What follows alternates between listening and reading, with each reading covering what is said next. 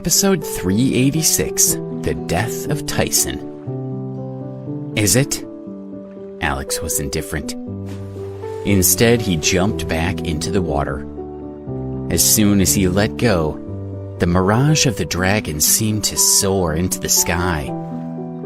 Feeling that everything was under control, Alex calmed down and stepped back into the boat. He said coldly, "This war is not over. How dare you hurt Debbie?" Tyson's expression changed to one of fear. Nellie was surprised at his words, but she quickly realized that really, this was how Alex had always been. "It's Alex," she said, "and Debbie is always his priority." The other girls were secretly jealous of Debbie for having someone like Alex to protect her and even be willing to die for her. Everyone looked at the two men who were fighting in the Hudson River and didn't know what to think. The situation seemed to have become more serious, and it appeared that Alex had won. The spectators started trying to placate him. "I never knew that you could fight so well. How did someone like you learn to fight like that?" asked Tyson. "I shouldn't have touched Debbie. I see that now." As Alex swiped his sword through the air in front of Tyson, he saw that his opponent was completely exhausted. His face was as gray as ash. On the shore, one of the Blood Brothers, Jack, stepped forward. "Run!" he shouted. Tyson was defeated and humiliated. He thought, "I'm the boss of one of the most feared gangs in the world. But now it's all over. I can never show my face again." Using the last of his strength, Tyson quickly retreated. Although he was weak, his speed was still impressive as he bounded up the side of the cliff. There was a shout from behind him.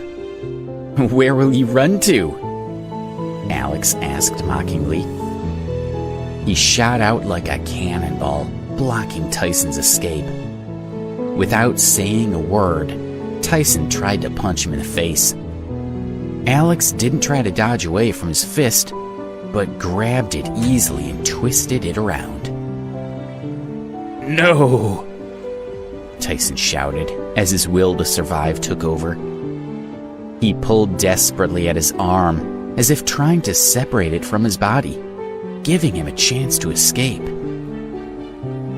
But Alex saw what he was trying to do and struck his foot hard into Tyson's face. As blood gushed from his nose, Tyson was finally beaten. He lost his grip on the rocks and fell into the choppy water below.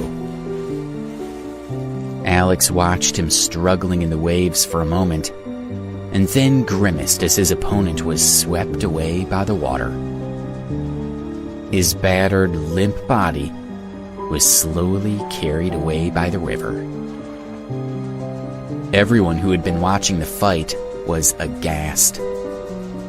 "Is Tyson dead?" one man asked. "He can't be," replied his friend. "Yeah, he's dead," confirmed a gang member, as he looked down over the cliff and nodded solemnly. Everyone turned and stared at Alex, who had climbed back up the cliff and stood in front of them. He had beaten Tyson in a fair fight and had earned their respect.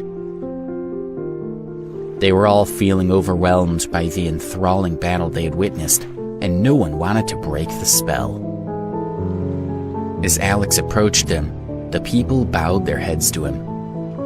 The other members of the Blood Brothers slipped away quietly.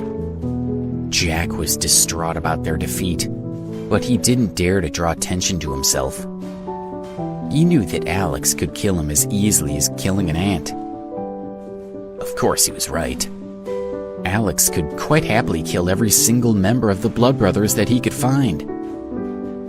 The reporters were also in awe of Alex's power, and none of them dared to approach him. Lindsay called out, "Alex!" Alex looked around and saw her standing a small distance away from Rose and Kelly. He smiled at her as the onlookers gazed at him with reverence.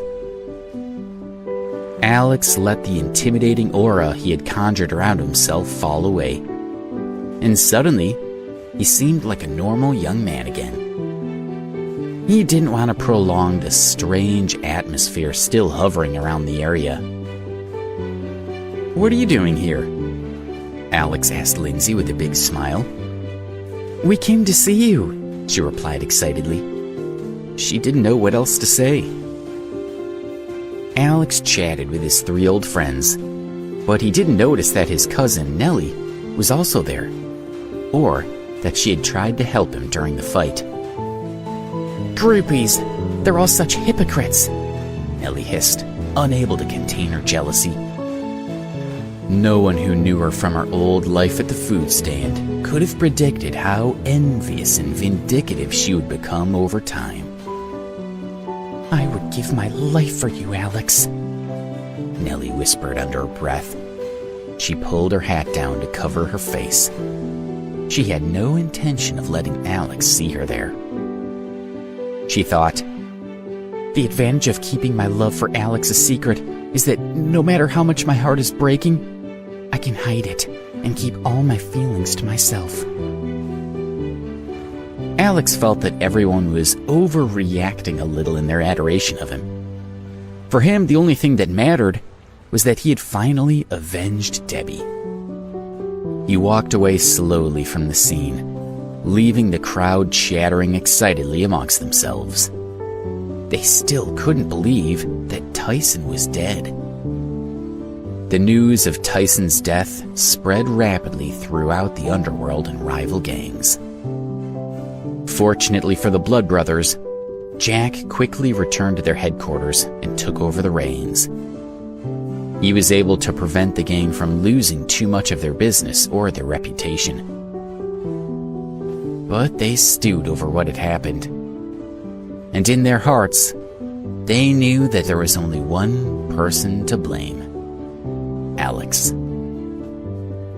Back in Baltimore, Art was sitting alone at home, as he often did since Chris's death.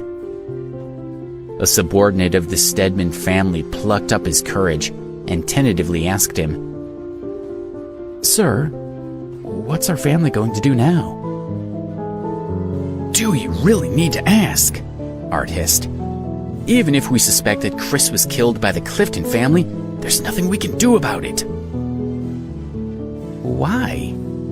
the puzzled subordinate asked. "Fool!" Art shouted. "We can't fight everyone in this world.